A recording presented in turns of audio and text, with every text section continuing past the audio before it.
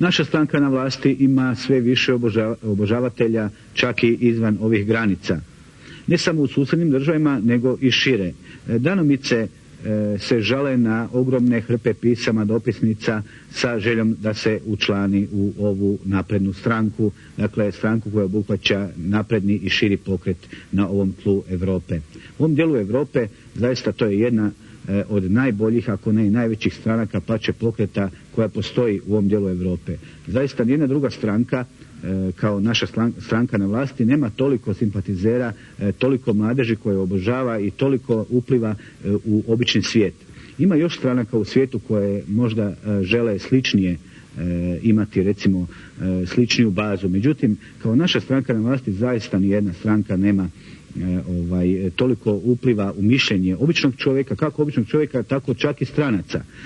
Zaista dovoljno je samo pogledati koliko pisama, dakle to šleperi, kontejneri dolaze pisama, pozdrava i želja za našu stranku da se učlane, da nekako uđu, postanu dio tog pokreta.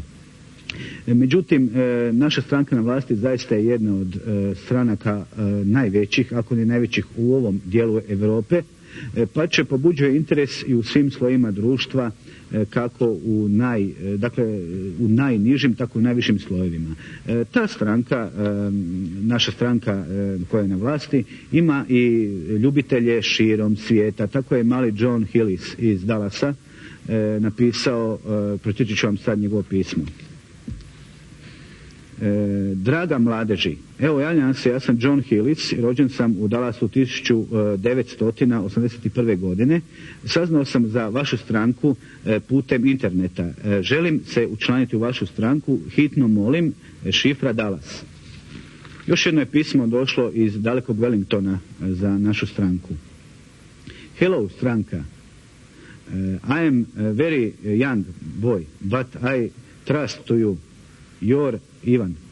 Mislim i hrpa takvih pisama dolazi, ali ne samo pisama, nego i uglednih ljudi koji hvale i daju podršku našoj stranci na vlasti. Pogledajmo jednu od takvih.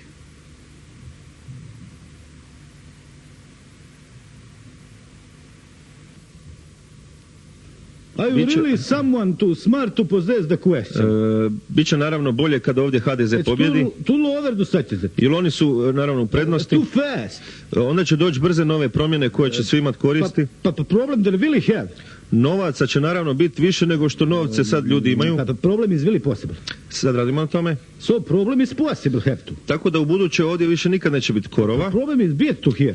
Za koga treba glasati ne treba govoriti posebno.